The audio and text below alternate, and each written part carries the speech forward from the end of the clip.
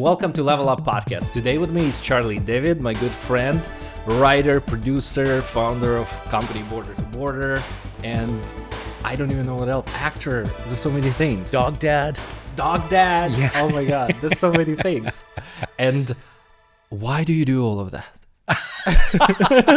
That's a good question, Igor. I mean, why do any of us in the creative world do what we do, right? I think for me, it's like it stems back to childhood and always having this just love of story. I remember, nights with my dad or my mom and them reading me books in bed and just how your imagination would go in so many different directions, right? Or playing with my brothers and sisters and being out in the woods and, creating different characters and really wild and wonderful big stories. And I think that impetus to create has just continued all through my life. That's when I get lost. It's when I forget to look at the time, right? It's when I forget that, oh gosh, I should be, mowing the lawn or washing the dishes or doing all those other things that life requires of us as well.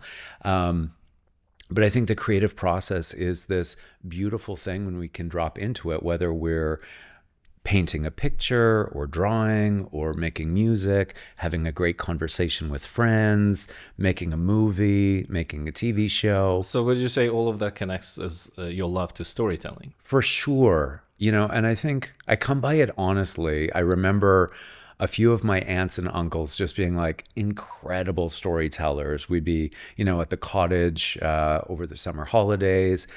And my one uncle, Daryl, could just hold court with anybody, just like wild, hilarious stories that were probably half true, half false, half fabricated, but he had a way to captivate and build on and make it bigger and more wild and wonderful. And so as a little kid watching with like big eyes and ears wide open, I think that was part of the learning of how do we captivate an audience? How do we share story? And we all do love storytelling, but I feel like the scale, like this is the industry, you in the industry of storytelling. That's very different from like your uncle telling the story. I feel like you took it like so much, like it's a desire to share those stories with much broader audience than even your family circle. So I was just wondering where at what point. From one point, it's like because of the actor background. Like you have a performance background when you're comfortable in front of people, you like to tell stories, but you were delivering stories and now you were delivering someone else's stories. Mm-hmm. But now I feel like, how is this turn from like delivering someone else's story to telling your own stories like came to be? I think it's, at some point along the way, you realize that story sharing has real power in it.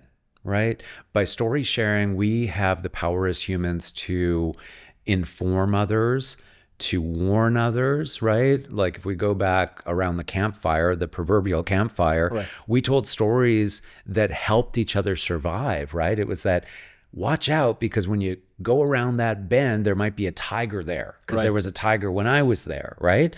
So it's actually a way to ensure survival of the tribe or the community. I love this term that it comes to like existential survival. Because I just recently watched a documentary when they were talking about that actually we carry the knowledge, like we don't carry a lot of survival knowledge in our DNA. Like, like a lot of knowledge, like language and stuff. Like if that has to be carried and taught by other people. Like if you have a person that it grew up in the woods and wolves, grew this child, then they wouldn't know the language, they wouldn't know the stories, they wouldn't know the like technology, like processes, like how to get fire and stuff. Like that all carries through stories or through teaching of other people. Language, I think, is humans' greatest technology. Right? It is our most powerful tool when used for good. We all know that it can be used, in negative ways as well. And that's the two sides of the sword of storytelling and story shaping and history or herstory shaping. When groups of people have been erased from history books, right? When their stories aren't told, and how that can be so damaging for a society as well. That's why I love, growing up in Canada, that was one of the values that I always held so dear, this idea of us being a mosaic culture, right? Where we welcome differences, that we welcome and embrace our different cultures, that's what makes us really rich, as it were. Right. But going back to your idea of, I loved what you said about the animals, right? Because why is it that us as humans, that's how we protect each other, through storytelling, through that. And yet there are wondrous other creatures on the planet, like elephants. Elephants have been known, when they come across a graveyard, and they also remember people. They'll remember. Elephants remember you like 10 years after. Totally. Like the trainer or someone who worked with them, caretaker, they will remember them for like 10 years later. But it's also an intergenerational knowledge that exists. And I think that it's like within their DNA. Yeah. And for some reason, and my hypothesis would be that some of us are forgetting to touch grass, as it were, as much as we could or should. When we're more in tune with nature, when we're more connected to it, I think beautiful things open up inside our brain that we can access creativity in different ways. We get those lightning strikes of inspiration as well. But I think animals just go about it in this way, and that they naturally carry the wisdom and the knowledge of those that have come before them, right? It's why an elephant knows where the watering hole is, right, even though they've never been there before. Right. I feel like it's an interesting connection, because you connect storytelling to something more and something realistic, something organic, something existing. But the trajectory that we are in right now with storytelling and technology and AI and internet and web is sterile, it's dry, it's numbers, it's technology, it's generating as opposed to discovering, like you said. I almost feel like we're in a precipice of not, like, do we even need to pass anything down? There's tools like ChatGPT that remembers everything. I think there is. I'm going to bring the Bible into this for one quick hot second. Love it. Which I know is a bit of a turn. But I was looking at a phrase the other day, and it's basically, there's nothing that's been, to paraphrase, there's nothing that hasn't already been said. There's nothing that has been done, that already hasn't been done, and that there's nothing new under the sun. It's from Ecclesiastes. And I look at that and I think, that is the creative process. It is constantly building blocks on top of other building blocks. Okay. I am inspired, whether subconsciously or consciously, by all of our histories and stories and creations that have come before me. And anything I knew that I put out into the world is likely a mosaic of those different creations. It might be this piece of this play, this piece of this music, etc. And I think when done well, oh my God, it's a really exciting thing. I think you kind of put the point on that. Part of storytelling or art is being able to recombine. So you take someone else's work, you recombine it, you amalgamate it in your own project, and that's recombinatory like element of any arts. It was like paramount. That's what people do in art schools. That's what people do in universities. They when they study art, they imitate, and then after they imitate, they recombine. But my argument was like, now we're gonna delegate that to a machine to recombine, to know everything that we already did, and recombine that into potentially new pieces of artwork. The argument was, for me, is so I have this problem for a while now. Everything that it's supposed to do now is what we actually would want to do. Like, it doesn't do anything that we don't want to do. You want to clean a toilet bowl, you want to, fix your car, you want to paint a wall. Sorry, AI is not doing it. You want to do taxes? That's not AI, sorry. That's you. But if you want to paint a painting, if you want to write a musical, you want to write a song, guess what? AI is there for you. And I have a question for you. Where do you think it's coming from that we're going to automate everything that is actually people want to do? That's a very good question. I wonder, my hypothesis would be that the creators of AI were not thinking so much about the arts, and we're not thinking about these creative spaces so much as they were thinking about more logistics, scaling of certain administrative tasks and other things, scientific methods, ways that you could facilitate the expediting of certain tasks. But our industry, the creative industry, is one that I think is in a time and place of being blindsided, right? That suddenly we're realizing very quickly all the repercussions, all the ways, all the individual For me, it's jobs like, how that come are it was the at easiest risk. to automate? Like, out of all that you said, how come this is the industry that the easiest to automate? I can, like, just in my head, I had this maybe answer for this, that maybe this is such a rich industry in terms of data, books, information, plays, films, and stuff. Maybe we had the most data. We have huge Because what's libraries. driving it, like models like ChatGPT, data is driving it, and maybe arts and storytelling and music had the most data. So I don't know if that's the answer. Like, how come it? Because for me, it's like, was it the easiest one to automate? Why is the first step arts? Well, I wonder if it isn't also, like, if we zoom out to how I think the arts have been devalued. I would say certainly in our current society. And what I mean by devalued is that, like, things have just gotten more and more accessible, which is great, but also cheaper, right? So the music industry went first in terms of, when Napster came and suddenly you could get any music, at your fingertips for free, basically. Then it was film and television. I mean, books, like, everything exists on the internet. Basically, if you want to pilfer it, if you want to access it, you can get it without paying for it, right? Yeah. And without those protections in place, I think we've been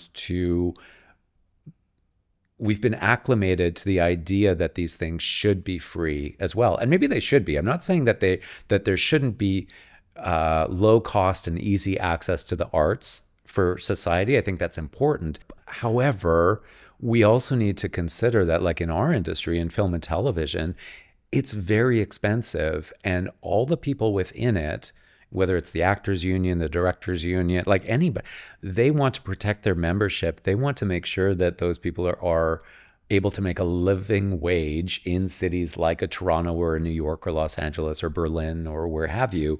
And in order to do that, somebody needs to pay for it, right? So it does come back to figuring that part of the wheel out. I do want to mention, though, like, when you had said,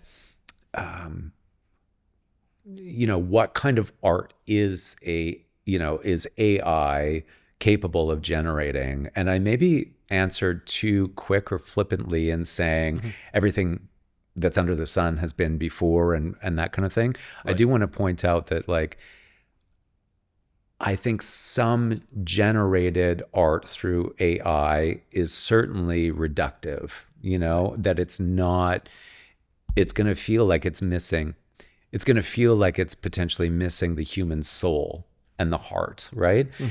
And yet, I also would argue that this is a new tool.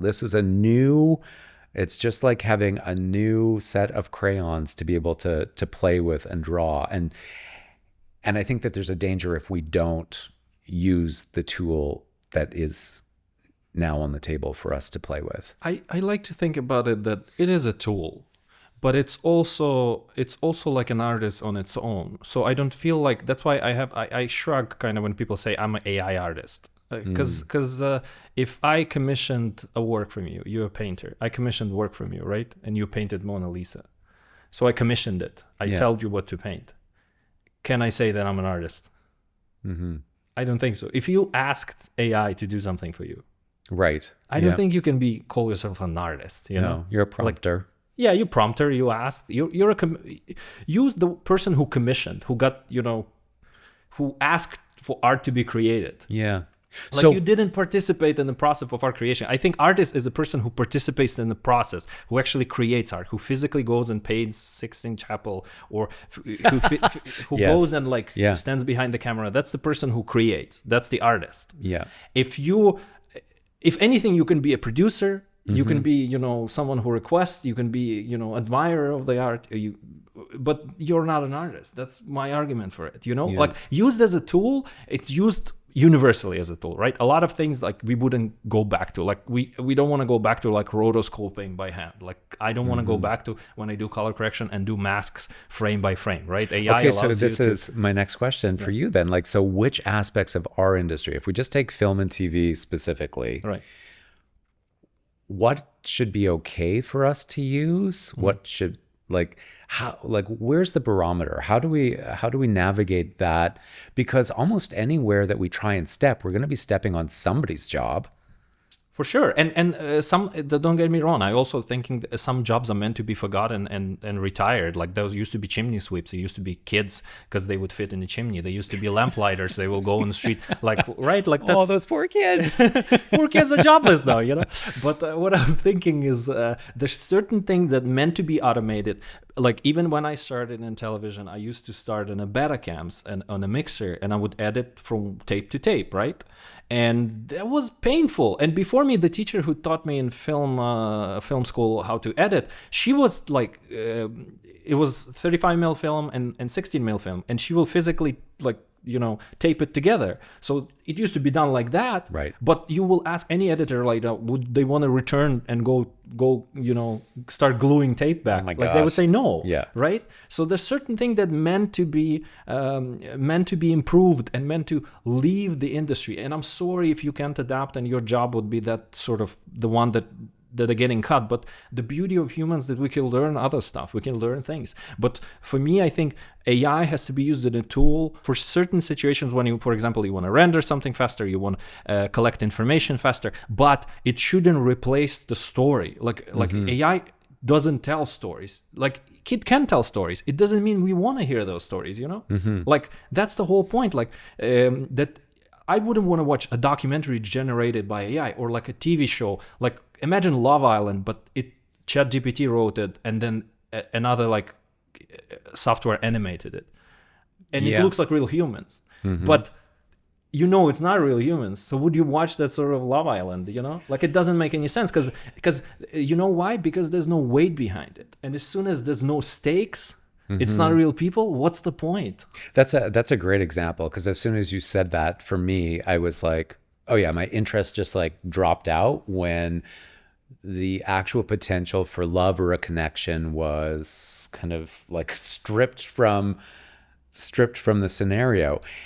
And yet we know that there are people who are forming relationships with AI now. People are encapsulating their loved ones, and I've been thinking about this, like, okay, for any of us, you doing this podcast, for example, there's enough of your voice.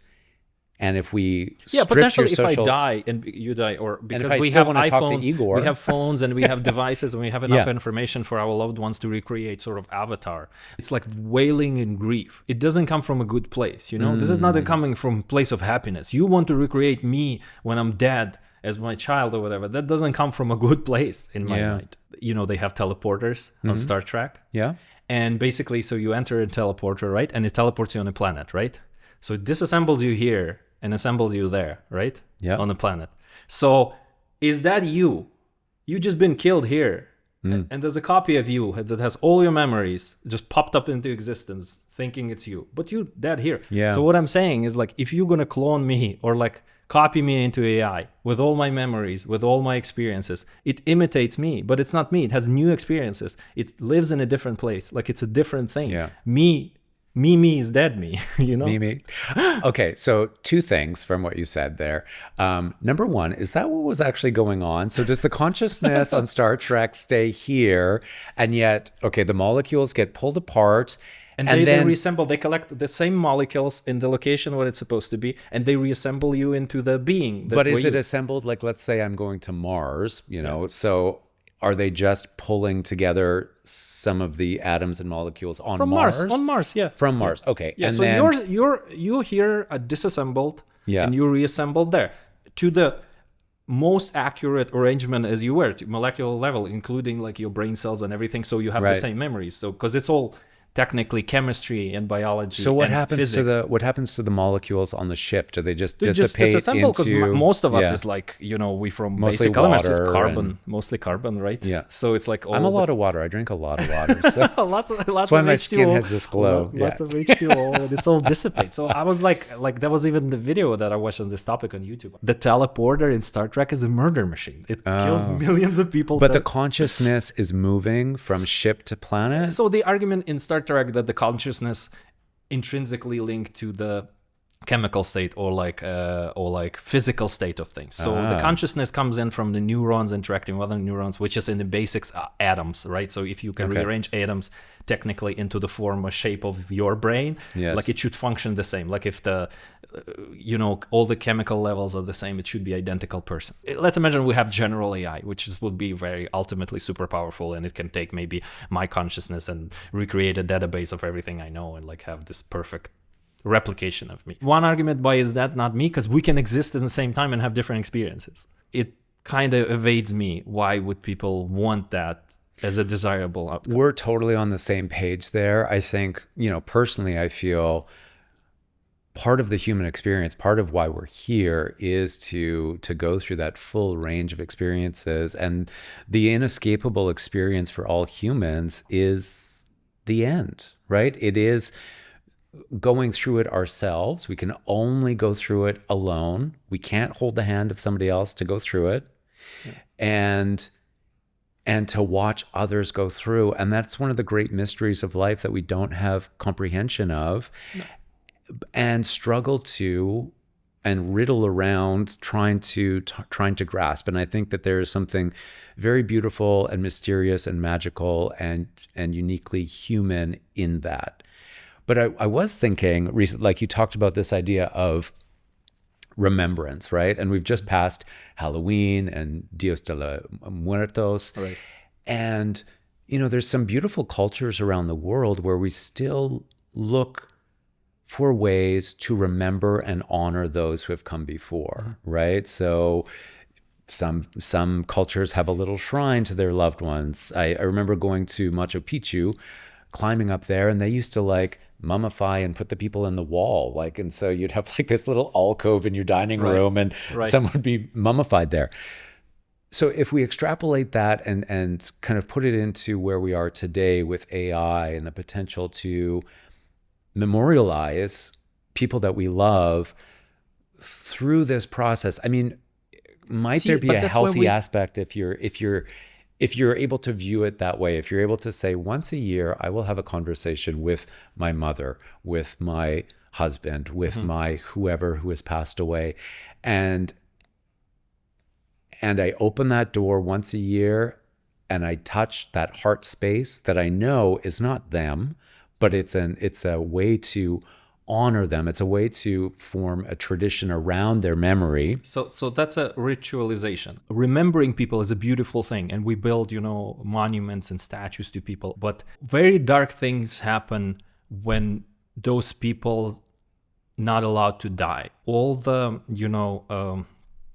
totalitarian regimes in the world were based on the influence on dead people over alive people. So I feel like when you're saying that you would want to preserve you, I don't know what you or me living as a machine would become into. What you saying is no longer a ritual. That's what happens with the leaders who died and they're in mausoleums, and in their names wars are waged. That's the dark side of it. Leave the death to dead. And it's like the more you commune with it after I'm passed away, the more fresh data you give into it. What if you start telling me things you would never say to me when I was alive? You can create totally messed up individual like that. Imagine it's individual, right? It's AI, it lives in a machine, but it's general AI, so it's very powerful. So it can have those experiences, it have emotions, and you start torturing that thing. Yeah. Imagine if this technology is everywhere and anyone in their phone can have the total copy of their loved ones, identical copy that actually feels and then they press the button and they turn them on and talk with them for a minute, and then turn them off, and they pop out of the existence, and they pop into existence, and they go nuts in that. Like, it's just, there's so many. It sounds like an episode of Black Mirror, doesn't right? it? Like and you know, but there's so many of these things that we're talking about where it's like, imagine if. I don't think the imagine if is that far away, which is why I think it's also important to be contemplating and thinking about these things. What I loved that you said there was the contemplation in terms of power dynamics that have real influence over our lives and societies. So take away the AI part of this for a second, and we can look to a real life. It's playing out in the news right now with the government here in Ontario making the ad with Ronald Reagan that was from a VHS tape, you know, about his views on tariffs. So the provincial government here has taken one stance and said, this is how this deceased person felt. This is how this deceased person, this is what they believed, and how it has relevance today on this whole new dynamic that's going on. Meanwhile, then the Reagan estate and the library, which is upholding a deceased person, you know, it's an honorific that's going on, that they're still keeping this person alive, right? And they're saying, oh no, that's not what the intent was. That's not what that person said. And we don't know, because we can't speak with, you know, President Reagan today to say, what do you actually think about the tariff situation? And so I can see how you can extrapolate. We can pull on this thread and see the potential danger for any of us. Not like take away political figures. But now say right will create version of Reagan that is ultra right. Left will create a version of Reagan that's ultra left, and they will have clash against each other because now they have different experience. Because also those AI, depending on who they talk with, they will learn from experience of that person. Like it's such a that's why I feel like that should be that. And I also don't think we should extrapolate what they would think about the thing that they never thought during their life, you know? Like it's just for a piece of history that is going on without them. It reminds me of some of my teachers, like when we would, like my teacher, literary teacher, she used to say that is like, what X other meant is, and I'm like, what do you have to freaking know what X other meant by this, you know? Like they were always so like smug and like so sure that that's exactly what they meant. Who knows? Maybe the bird is just a bird. It's not a symbol of, suffering of humanity or like Christ dying. Like sometimes bird is just a bird. Let me put it like this. Like we inherently biological beings. Like we shit, we piss, like we will eat. We very biological things, right? So from the period that we were like scavenging in the woods and like shivering near the fire to now, zero evolution changes happen to us, right? Very little. It's identical. If I drop you and you will be and please, like, no. I drop you in the forest naked and like some sort of tiger will chase you, you will like run away there. Like it's only natural, right? Now we're introducing all of those tools that actually they don't enrich and make our experiences better, because our whole point is experience tactile world through this, with a little delay and whatever it is in our brains. And I feel like if you synthesizing it, that's why VR is not so popular. VR technology is really, really good. Like if you ever tried Meta glasses, like it's amazing. It's really good. Like Apple Vision, no one buys that shit. Yeah. No one needs it. It's horrible. Do you know anybody who has? I have it at home. And I played some video games. I tried it. Yeah. But it's like I get dizzy. And it's like the whole thing leaves massive imprint on your face and it messes up your hair. And most importantly messes up your hair. But it just physically uncomfortable. We were looking into it as like the replacement of a lot of experiences. Like you will be working on computer with VR glasses. You will be actually can see inside a computer, or you can generate stuff, or you can architect stuff with.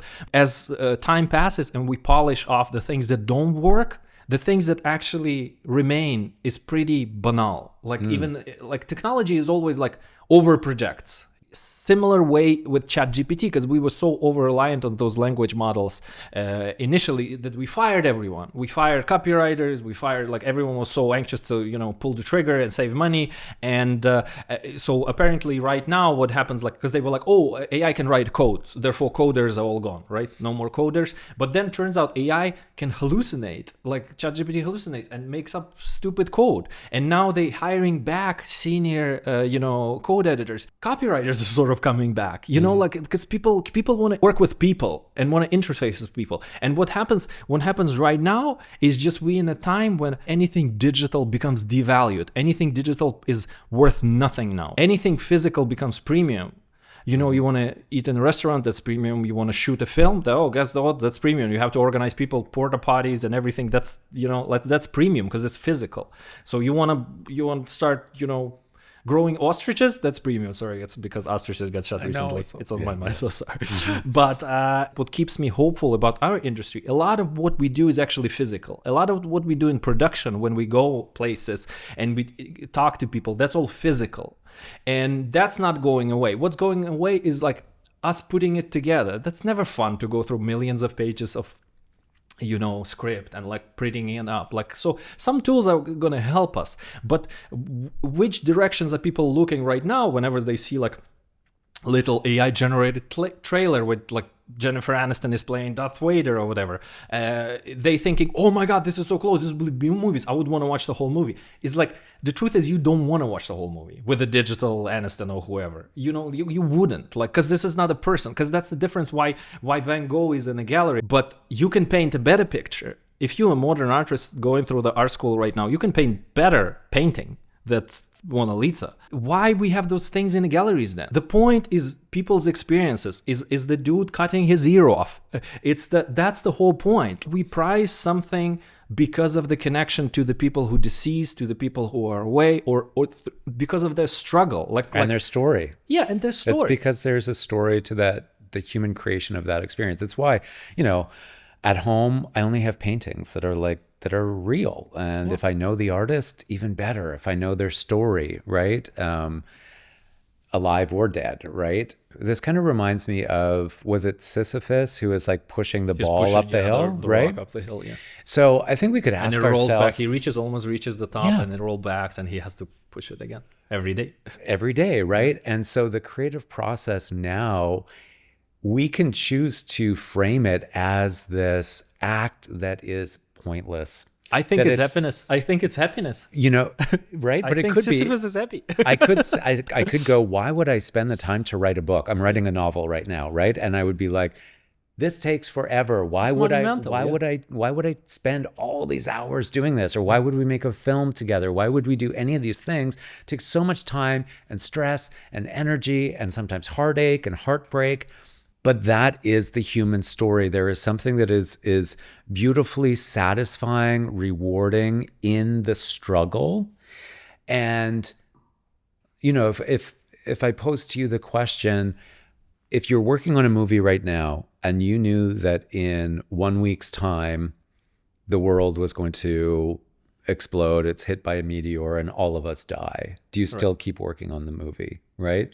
I say yes. Yeah. I say yes. I think in and interestingly enough, by recollections of the people who were on the brink of dying, on having cancer, and they were finding solace in their work, and I feel inevitably, even if we're not dying, we kind of are. We kind of dying, right? Yeah. So we all know that there's sort of a final destination for all of us. So it has, the stakes are here. Like, struggling through life is a part of the beauty of this experience, because then it becomes very existential, it becomes very pointless. If there's no roadblocks, if there's nothing to overcome, if everything is just smooth sailing and we all just live on the beach and sip margaritas or whatever,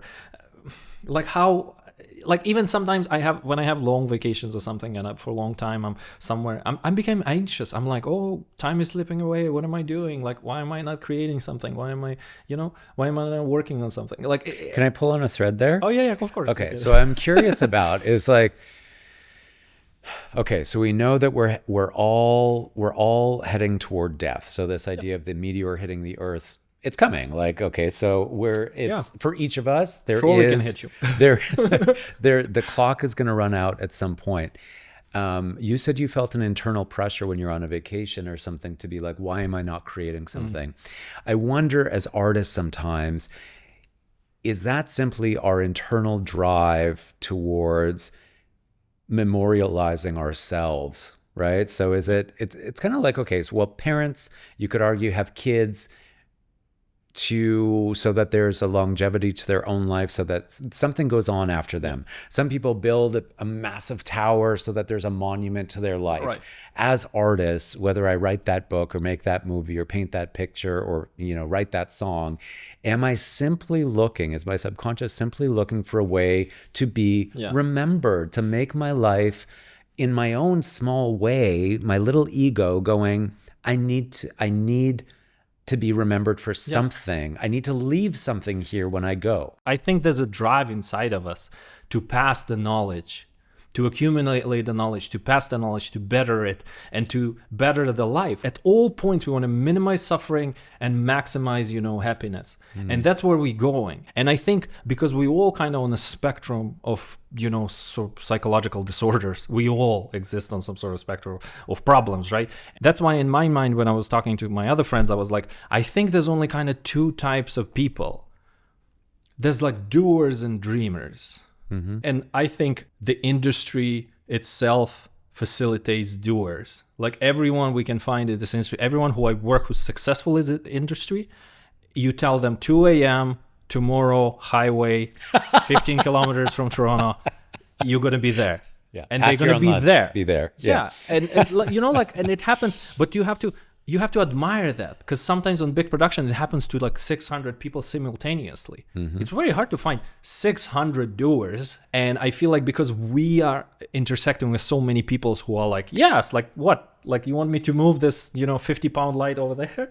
It's a second, right? Like there's like organizational structure. I sort of envision it almost like a military. Therefore, you're working with certain type of people which are very effective. That's why I find it's a huge challenge to produce anything. It's a monumental challenge to find that many people, who's organized like that, or like sometimes they disorganize and have that much will to be able to organize disorganized people into something, like my good example for me, this Italian director who was shooting Medea, it's Pier Paolo Pasolini, who always worked with amateurs. And for like film Medea with Maria Callas, he was shooting it on like Greek island. So he will just grab villagers from that village, and it takes him like a year to teach them how to act. And then they shoot the scene. So it's just a dedication. I mean, one thing that you said that was really interesting to me was the efficiency of our industry often. Right. And the idea that, when I'm making a show, it's a combination often of crew members that I've worked with in the past. Right. And then of adding in people. Yes, of reliable people, right? And then adding in new people, because there's always somebody that you love and they're not available, right? So then you invite somebody else in. But the efficiency and the proficiency that most of the people have in their role, it's like this beautiful beehive that you come together and everybody knows, okay, this is what we need to do to light the scene. This is what we need to do to make sure sound is working. This is what we need to do to prepare the actors in costume and makeup and hair and all these things in order to progress through telling a story in jigsaw puzzle pieces, right? That are often like out of order. And it's a beautiful process and a beautiful mini miracle that we that is even get happening to make these things. Yeah. But at the same time, I always see, like now even thinking about it, I see the argument that is like, oh, this is a pure meritocracy, and this is why people were saying that this industry has gatekeepers and stuff. It's just the requirements are like that, and I think it's not necessarily a bad thing. If you want to be astronaut, you have to be a certain person. I'm sorry, it's like you have to be fit, your heart not supposed to stop in the middle of like having 10 G's of acceleration when you're going up. Like there's certain things that has to happen, and it's like it's a tough industry. It's so tough. Well, the elements that come into there too are You have risk aversion from top down. The broadcasters or digital platforms are risk adverse. So it starts there. They're adverse to working with companies that they generally have not already worked with, that they have an understanding that if I'm giving you millions of dollars, I'm going to have something at the other side of that. Right. Because it does happen where it all falls apart, and that's a lot of money and a lot of time and expense and energies for something to totally fail. Then, like, as you scale down, it's at every level. It's then, as the producer, who I'm hiring as cast and crew, I want a level of expectation that responsibilities will be met or exceeded as we go through a process. And then each department head, same thing. They're going to often hire those people that they know and trust. The way that I've seen getting around that for people who might be listening and thinking, well, this sucks, but how do I get started? And it's how I started myself too. It's that you're not automatically welcomed in or invited in, unfortunately. No. So often the way in is by making your own thing first. Produce your own work, even if it starts small, whether that's a short film or something else. But it's like you have to prove that you're a horse that's worth running in the race. And sometimes you need to convince other people that you are worth betting on in that race. And it's hard. It's one of the hardest things that I've ever done. And I think that most people who are in the room, working in the industry will say, yeah, I had to fight like a dog to get in there and to be trusted and to be trusted again to go on and do the next thing. Of it. And actually, like, I remember my experience when my first role was in television. I was working on a reality show, Bachelor, I think, as an editor. And I've been told that I suck. I got lucky with my partner. We co-wrote the TV show, and I've been told that I'm bad director like many times when I was working at that. I was still technically showrunner and I shot most of it, but there were also invited directors who we invited to shoot other episodes, and it was like day and night. Like their craft was so much higher than mine. But where were you on that 1,000-hour journey? Maybe you were at hour 100, yeah, right? It was the beginning. Of course we're going to be crappy. Like, oh my God, I know, but the feeling is like, the feeling is like that the mountain is unapproachable. That's how it feels like. Yeah, like it just I feel, especially way back, our industry is getting better in terms of like mental health and like not pushing people too hard, but it used to be brutal. Multiply it by being in Ukraine and being behind the West probably by 20 years. Imagine if it was the same industry here, but maybe like 50 years ago, like it was like in the 70s, you know, like in broadcasting. Like it's pretty brutal. It was so disheartening going through all those steps, and every step people are saying that you were shit. I feel like you may relate as an actor, because I think we even had this conversation before when I was like actors for me is like that multiplied, because sometimes there's nothing you can do as an actor, because you come on a casting and they just like, no, we don't like your face specifically. Your face doesn't match this. There's nothing you can do. Just your face, no good.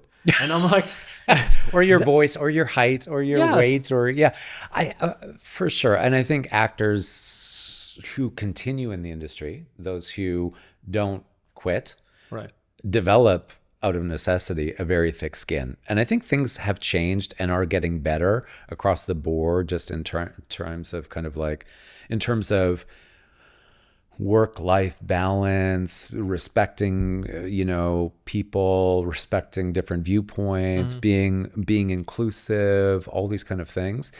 But you're right in terms of, I'm not going to sugarcoat it either. It's never been super, super easy. Back in the day when I was acting in my 20s, I remember being on a shoot and we were in the Turks and Caicos Islands, and the producers were German. It was a German-American production. And some of the things that we were asked to do, I was just like wide-eyed gobsmacked that this was what was happening. Like called to a director's, to their house at 1 or 2 a.m. for rehearsals, where there's cocaine coming out and stuff, and workshopping whatever it was. And I went to my producers on that show and I said like, okay, this is is not right. And then we have a 6 a.m. call the next day. Like, WTF is going on? Yeah.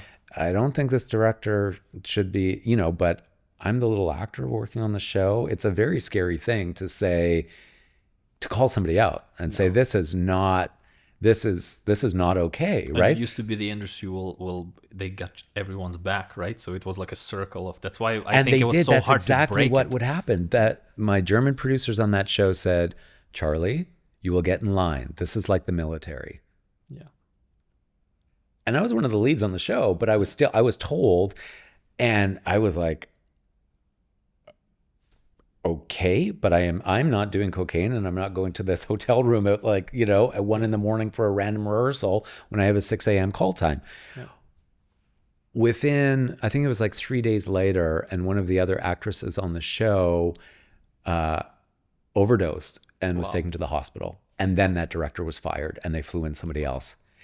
But I was like, that's the way things used to be. Thankfully, I don't think that is by any means a norm, or that you would see or experience too much anymore. Although I would say I have seen that on other productions within the I past think it's 10 years because too, but this industry is so militaristic in the way of organization and structure and reporting to certain people that it can be used for good and it can be used for bad. Yeah, and examples that's a good point. with producers who would have sex with the actors to get a role in everything, like the whole Me Too movement was about that. What about just industry being corrupt? So it's like the system is so organized and so that people weren't questioning it. And that's the thing. That's the order. The order was to go to the producer's house. The order was go to a hotel. And I just think, okay, well, I was a young man going through those experiences, and having some pretty awkward ones, to be honest, where you're undressing in an audition situation, and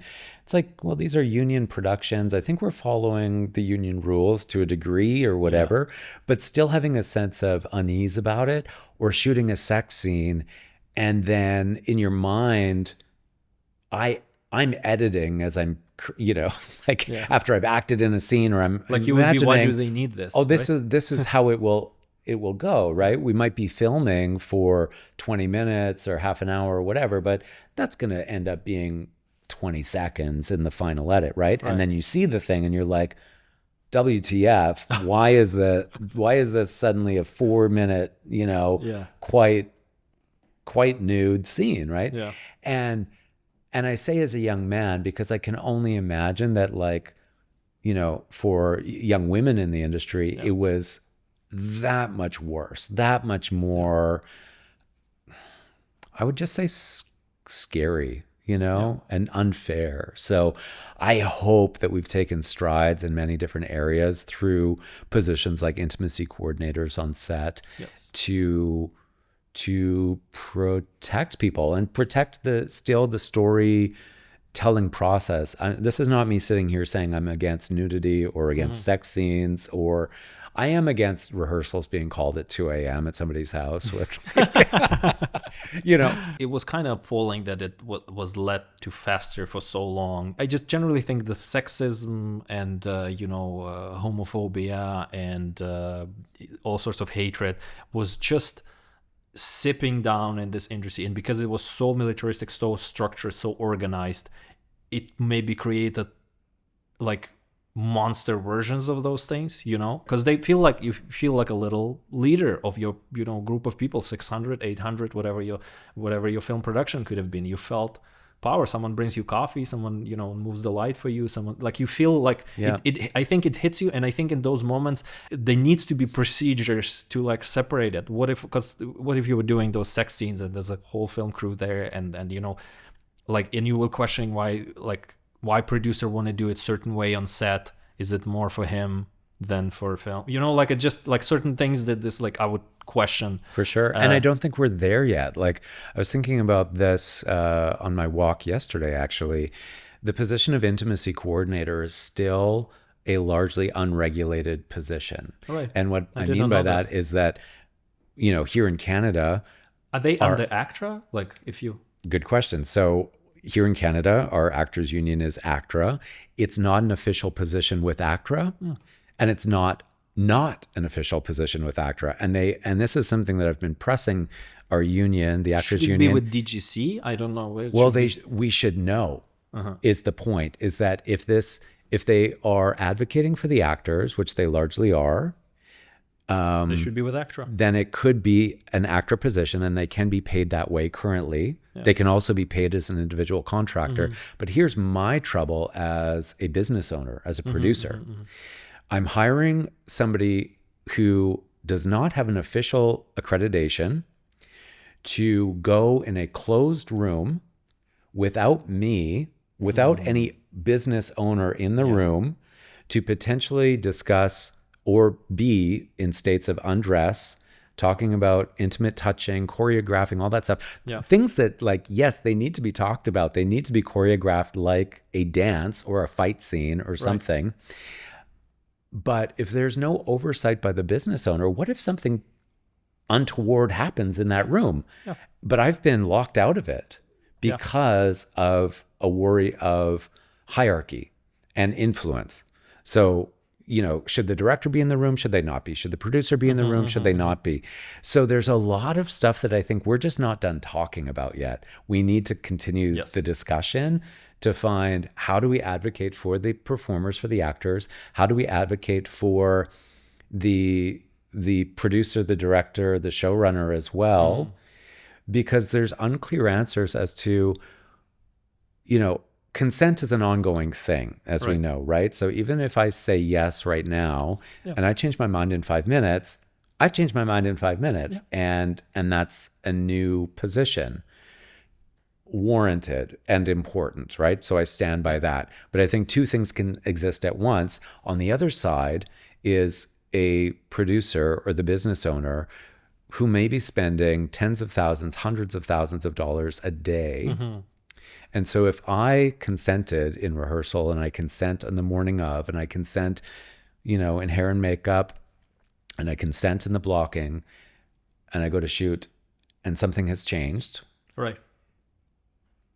Who is liable? Whose expense is it? If I have to stop the production day. Yeah, I understand the stakes, but I also feel like, and before, the answer would have been, you cannot do that. You signed a contract, you cannot do that. You cannot just say no to like a stunt or whatever, because it has to be done, right? So I feel that's where it becomes logistical, I would say, exercise for a producer to find the solutions. It would be like, here's the option B, here's option C, how we're going to shoot it. You're not going to be visible below the waist, or like, you're not going to be visible below like certain, like we will conceal it or whatever. You will be wearing nudes, like you will be wearing, like there's an alternative. Or we have a whole stunt double for this. Like, you need to give me options. The answer cannot be no. Because I feel in a lot of ways, like if we will be transparent, it's a different situation. Like sexual situation is different. It's completely different, and it has serious impact mentally if something is done wrong or someone is forced to do something. It's not the same, so you can't really equal it 1-to-1 to being like doing a stunt.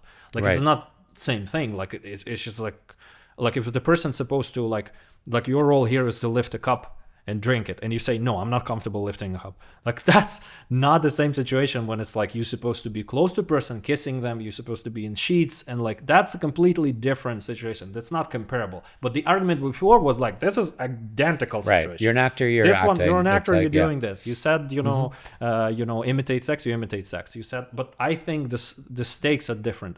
And I feel like nowhere it's exaggerated that maybe in adult industry, like in that example that I was saying with the producer, like is he doing it for camera or is he doing it for himself? Like now I'm kind of questioning it. This is the field that there was so much progress, and like I even browsed through documentaries that you were working, like Gay for Pay, and like your documentary, which was very interesting, and like even the project that we're working now, like it's feels like a continuation of some of the topics of that. And I'm like, for a long period of time, we were trying to protect physically people, their bodies, their physical health, to don't die from diseases. Like you did another documentary, about HIV, epidemic. And we were like, we want this community to be safe from HIV. That was the goal. And I feel like as you progress, like you start thinking about the mental states of people.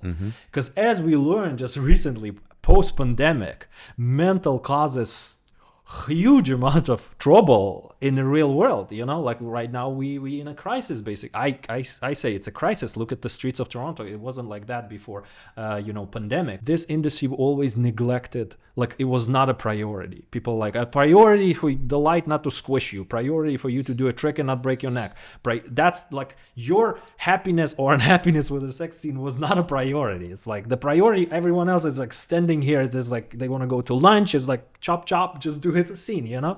So I feel like as we graduated and we kept people safe physically, we started looking at, we want to keep people safe mentally. We don't want people, because I think it's in a lot of way equals or sometimes worse, like the mental torment. If you did something, you've been forced in the film to do something you didn't want to do, it's a permanent reminder for the rest of your life. One thing that I do on my documentary work that a lot of other producer friends think that I'm nuts for doing is sharing a fine cut back with the main subjects of my documentary. And the reason why I do that, especially when we're dealing with sex, sexuality, anything, traumatic moments in their life, that kind of thing, is so that they're on my team. They were on my team when I invited them and they said yes to the project, but I think that does continue in post-production and certainly when we go to release it, right? Right. Because when we release it, I don't want, if you were on one of my shows, I don't want Igor sitting at home going, oh my God, like it's coming out today. I don't want anybody to know, like, please don't anybody watch. I want you hopefully at home going, hey, everybody, it's coming out tonight, right? Yes. Because I don't think that's how this industry, though, like for majority of time work. All of the reality shows that I was working, like X Factor or like Hell's Kitchen, no one was questioning those people. Like they consented. It's like the whole point was to torture them. Yeah. To get from them emotion, to get from them cry, to get like that's the industry, like that's what you sign up for. And I think there was a dark undertones to it. There was like it was for entertainment, and they were like, well, anything goes. Yes. Like we can lock them in the room, torture them for a couple of hours, and then they're gonna get sad and they're gonna get and have testimonial about it. It's kind of like the continuation of consent in a way, right? It's like I'm still asking, here's the fine cut. Do you still consent? And what I want them to be able to do and feel empowered to do is if there is a flag that they want to raise, that they can raise that flag, right? Yeah. There is an end point. We need to lock picture and we need to deliver it to who's buying it, and it's gonna go out into the world. So once we lock, we're locked, right? Like at that so you point, get one less chance to take a look and it's that one last chance to go, you know what? When I said that thing that was really silly, or seeing it back or hearing it in context, I feel silly. Can we redact work that around part? it? Yeah. And like your point of the actor or actress who might be going into a sex scene and we're about to shoot and suddenly something drops and like I am not ready, and the aptitude, ability and willingness of the creative team to go, you know what, let's find a way. We'll put a plant in front. We'll have you, walk or exit the scene sooner or later. I feel like you create the options, but because this is investment. I feel like you're on the side of producer. You have to think about options. What are we gonna do if X happens? Like, and X happens. If it's like if you're a producer and you don't have a contingency and you just sit there. I think the aggression and like we're coming from that is like, oh, you're ruining the film and stuff from the producers quite often not having a plan. Like they never thought about this. They're like, you're forced to do it. It's like, how are you not doing it? Right. But it's just flexibility. The truth is nothing that we do is life or death. We're not working in a hospital with people's lives, right? We can stop. Like it's not necessary. Like people make it like it's, like it's existential. Like we're not doing anything existential. We're entertaining people or we're educating people or, we're telling stories to people. It's the beauty of this industry. You are prepared. We are prepared for everything, right? We have the, we know what the hospital is on the call sheet. Like we know, we prepared for all the eventualities. I think that deterministic thing that is like, you have to do this comes from the power play. Like producer coming to you, you have to do this. Like, I don't have to do it. What do you think we're not yet doing or not yet thinking about that maybe we will be in 3 years or 5 years from now in the industry. Like you mentioned earlier, okay, I'm thinking about you're not going to cut your hand as you do this this stunt. Now I'm thinking about your mental health and wellness. We're not there for mental health, though. No. I still think we're not there for safety of people and their mental state. Because the Love Island was a good example of that, right? When I feel like the reality still goes in its own ways, like how it used to go, right? I think it's the part of the appeal of the reality, that it's people forced into uncomfortable situations. But I feel like we need to learn, and like something that like even we were working together and we working on, you know, stories related to porn. People were talking about aftercare and like you know, and like questioning people's mental state and how did it go, and like how come that industry figured it out? Like a lot of people in the porn industry figured it out. How come we didn't figure out this aftercare for like a lot of actors? There's something that has to come into the production world of like reality shows. For sure. When we sort of neglect that. I feel like people don't care as much about. It's quite often that we diminish people to tools, and you know, that is like, well, she needs to cry now.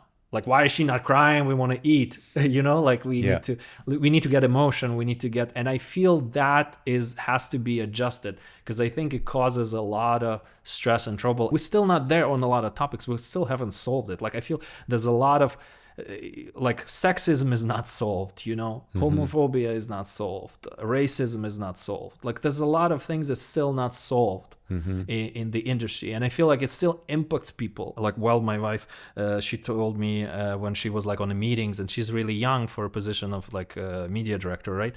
And she would be in a meeting with those older guys, and they would be like, why don't you bring us coffee? She's like, well, I'm director here. She's like, oh, you were too young. You know, like, it's just a casual sort of like, and that happens to people. Interestingly enough, like when we even, you know, we shooting your documentary and we conversing and interacting with people in the porn industry, and they are so welcoming, and, you know, and they all different kinds of people, you know, interacting without, like, in a very potentially damaging mentally industry. You know, where the power play can even be much worse than on the set, you know? For sure. And they try to, you know, fix it and heal it, and the interactions that they have and how they try to keep it healthy is just very admirable. And I feel like we can learn a lot, and I think because of the stigma, like, there was no period when we were like, oh, maybe we should listen to, you know, people producing porn. It's like... Yeah, no, I totally agree. I mean, that doc that we're working on together, Porn Star University, and that group of characters like Andy Lee, who runs, you know, the university and is really putting himself and his efforts and his money, he's really putting it out there to the benefit of his community of other adult entertainers, to educate, to, you know, so everybody's on the same page with communication and consent and this kind of thing. I don't know how normal that is across the adult industry on a whole. I think we were very lucky. I think like that group of people is so special, and I'm really excited for us to share that documentary, because I think it's this beautiful window into a really unique situation. And that's the cool thing. Like, they're literally saying, come behind the wall, guys, like beyond the paywall, like literally come and see how we make this stuff, and how they make this stuff, to your point. I think we in the mainstream industry can take a lot of lessons from. Yes. So your mention of aftercare is before I met Andy, but when we were making our reality dating show, Dating Unlocked, we had intimacy coordinators work with all of our daters, our contestants ahead of time, but we brought in that concept of sexual aftercare into our reality television show by having calls with our intimacy coordinator, you know, a week following shooting, right? For each the daters that were coming on. So they had that time of decompression and reflection to think, what was that process like? Do I still feel okay? Because it's a game show. Dating Unlocked is a game show where sometimes people win, they're winning another date, and sometimes they're not chosen, right? So we wanted to make sure, especially, it's the queer community as well. Sitting with rejection is hard for any of us at any point. It's hard to date and then find out, oh, that person doesn't want to go on another date with me, right? Yeah. But heightening that, doing it on TV and being rejected is another level, right? So it felt really important to me and my creative team that we check in with those humans, that we go, how are you? Are you still okay? Yeah. Feeling good? And well over 90% of the time, people really, they got it. They understood, I'm on a TV show. There is, these are the outcomes, the potential outcomes that could happen. But I think it's just like coming back to a heart space in our work is really important when we have that opportunity to check in with people. And some of my favorite people in life, you being one of them, somebody like Nico, who we're shooting the doc with, people who are friends as well as colleagues, do that in beautiful ways. We check in with each other, right? We see like, how are you? How is your wife? How is the dog? How is, like that, the building of connections that go beyond just the work when it can happen is important, and it can build into, beautiful things in our careers, but also just our lives. For me, it really comes from empathy.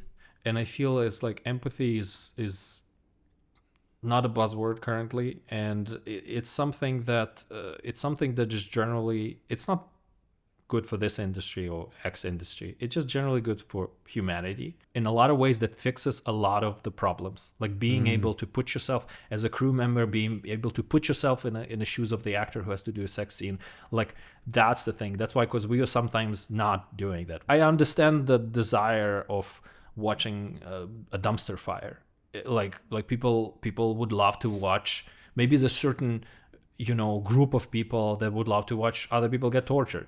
Showrunners and producers were like, well, people love to watch it, but it's like, also what if people like to watch nails to get pulled from a person? Should we do it now? Right. Like, there's certain things. It's like the fact that some people like to watch it and there's numbers doesn't mean that we should do it, because it's morally wrong. Like that's the argument, because they were like, well, that's how industry always was. Well, people used to put other people's heads on spikes, so so what we need to do, I feel like the argument that is like, oh, it's always been done like that, or it's what people enjoy, or some group of people enjoy, or majority of people enjoy. I don't think that's the right answer. That's some great thinking, Igor. And I also love, just the very simplistic yet not simple, just push to have more empathy in each of our lives and in any scenario that we can enter. And a very simple way that might happen on set. Maybe somebody arrives late, right? And as a producer, as the boss, I can either be like, or say something that is harsh or dismissive, but also I could take the time to say, how are you? Yeah. Are you okay? And just a check-in. That could be the difference. I feel like you should approach it with love, but also there's certain things that I heard that I think applies to everything.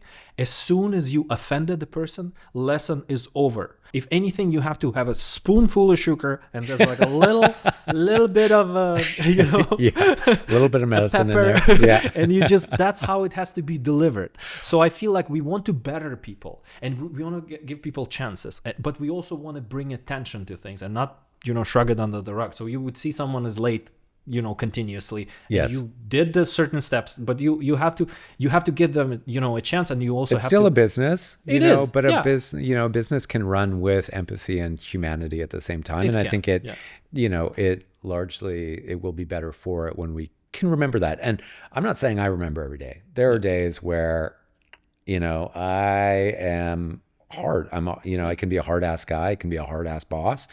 I can also have a lot of empathy and fun, and I try and remind myself to bring that to the workday. sometimes with greater success than others. Can I tell you a funny story? You just Yes, of reminded course. me this idea of sugar with the medicine, and it reminded me of my dad, who's passed. He's died about 10 years ago now, but growing up, he, at this time of year too, in the fall, we would often have to eat garlic, raw garlic, but he would put honey on it. He would cover it like on a spoonful of honey with garlic in there. Okay. And it was like, to ward off cold and flu season Right, and right, stuff. right, right, right. Definitely worked. Yeah. But chewing on that, like just imagine raw garlic and honey together, pretty gross. Pretty gross, yeah. Like actually, I would rather eat just garlic. I would be like, I can just eat garlic. Yeah, Thanks for now I love garlic. I'm a love garlic. garlic person garlic for person. sure. It's probably our, Polish and Ukrainian 100%. backgrounds, right? It's very popular. Like borscht, like you would eat borscht in Ukraine with garlic, like just Yeah. rye bread and just garlic. Yeah, And that's no, all I you love would it. eat. I can eat garlic any way, raw any way It now. is, yeah. But as It's a more- child, It's just more becomes a little bit more societally. Right. I think that's one stigma that completely justified. You know what? The other thing I wanted to sort of talk about, I watched the filmography and I watched the films that you were in and TV shows, and you hosted a lot of things. And I feel like you were always staying, in the LGBT space. And then you founded this company that is, in LGBT space. How it all came to be. I think it goes back to your very first question that we talked about, like why do you do what you do, right? And so for me, when I was growing up in Saskatchewan in Canada, when I, realized, oh, I'm gay, and I really felt like the only gay Saskatchewanite. Like I thought I was the only one in the province because we didn't have a lot of representation, right? That I didn't see myself in the history books or the movies or the TV shows or the books. Like it largely didn't exist in the 80s when I was growing up, or when it did, it was in a really scary way. We were in the HIV and the AIDS epidemic at that time. And so it felt, if you're gay, it's a death sentence, right? So they kind of like equated the two together in the media. And so that's, as a young person, as somebody coming into your teenage years, you kind of see that, and that's what you anticipate your life is going to be. So a very scary thing. But as I got older, got more exposure, met other people who were, queer, realized I'm not the only gay person in Saskatchewan. There are others of us.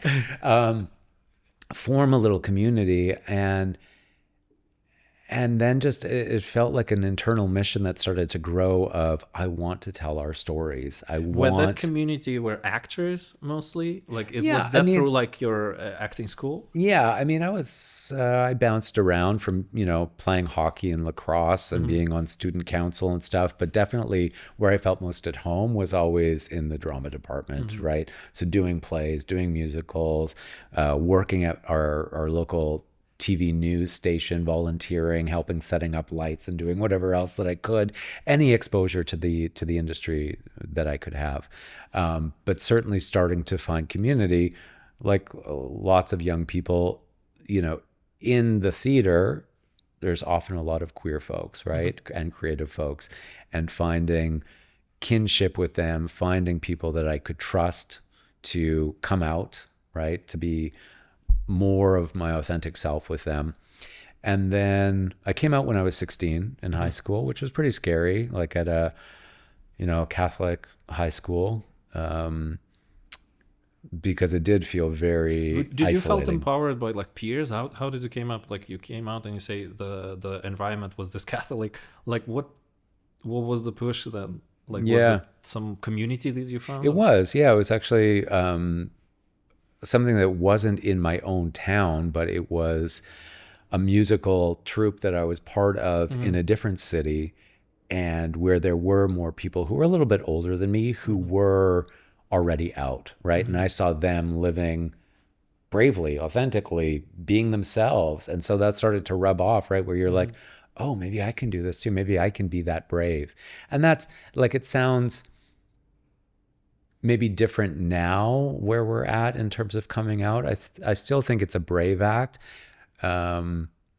I think the stakes were different. The stakes were different. The stakes were definitely different in the 80s and the 90s, and I'm sure before that in the 70s and the 60s and the 20s, right?